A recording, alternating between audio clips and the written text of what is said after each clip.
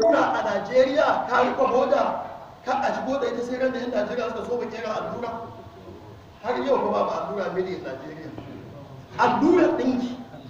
wannan bai ba shi haushi ya rufe boda ya ce sai mun yi ci gaba mun halarci allura sannan a buɗe boda ba sai magana shinkafa yake major dealers na shinkafa a duniya ƙasa hudu America ne da India da Thailand da ina kuma America, Ingila, India, Thailand, China su ne major dealers na shinkafa a duniya guda. An gaya ma noman shinkafa irin wanda da ake shan wahala? Ai ba haka bane. Dan nawa ka samu wa 'yan Najeriya don su yi rani?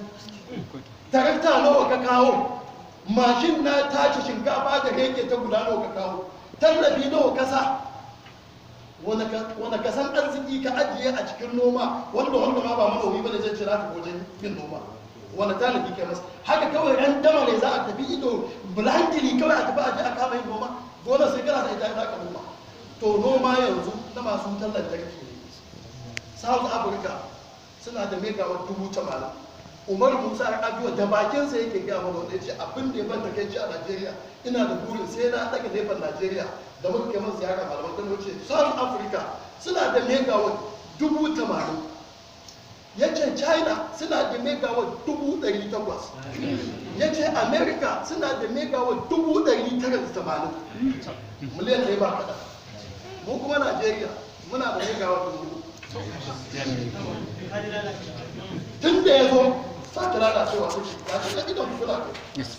bai yi komai a kan harkar nefa kuma ita ce kashin bayan matsalar kasar nan amma ba ita yake ba a'a wai in aka matsa talakan an ɗauke ma tallafi a zaki an ɗauke ma adala an ɗauke ma a kananzir an ɗauke masa a betir an ɗauke masa aikin hajji a komai an cire wa talaka tallafi wai shinkafan ba kuma ita ba ba zai cire kyau ba sai ya ci mai tsakuwa me amfanin noman da za a Najeriya a sai buhu 18,000 ya zo daga ƙasar waje ya hau jirgin ruwa kuma a siya 15,000 ina amfanin ba da ba me ya sunan ci gaban da Najeriya ta samu don ta yi noman shinkafa to me da ta yi noman shinkafa wani irin nau'in ci gaba ne yanzu saboda haka muna tuna maka ka durkusar da kasan nan a fuskar tattalin arziki duk waɗannan tallafe-tallafen da talaka ne yake jin daɗi ya je gidan mai ya sha mai naira 87 lita sai ya sha naira 145 to dan Allah muna tambayar ka barayi sun sayar da shi naira 87 kai ka ce kai mai gaskiya ne yanzu wannan kudin da ka kara kake karba daga hannun talaka ka kara masa kusan kudin lita din yanzu kai yana shiga al'umma ina kai kudin nan sannan babban abun musibar an talauta kasar nan har shekara 5 masu zuwa ko ya soka wallahi sunan mu talakawa saboda ya ciwo bashi na tiriliyan 24 daga san da ya zo na san ba zai iya ba ka zo ka gaji tsohon last budget na tsohon gwamnati kana yin budget na tiriliyan 3 da biliyan 600 ka kuma kana zuwa ka ce ba mu kuɗi kawai sai ka ɗauki budget sai ka ce tiriliyan 6 shekara ta da ina za a samu kuɗin su ne wannan kuɗin da aka ciccire mu a kowane abu wanda talaka yake mora an cire kuɗi da kana an haɗa lalle sai an haɗa tiriliyan 6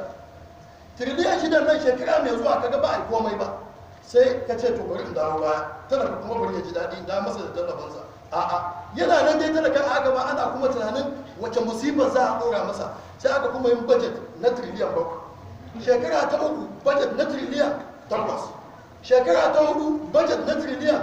9 in ka lissafa 6 a tara da 7 a tara da 8 a tara da 9 tiriliyan 9 kenan tiriliyan 30 kenan to ko mutum shine ya kawo soyayyar Buhari duniya ko kashe shi za ka yi bai isa nuna maka a Najeriya gaba ɗayan da aikin tiriliyan 1 ba aikin tiriliyan 1 ba wanda ya isa ya nuna maka shi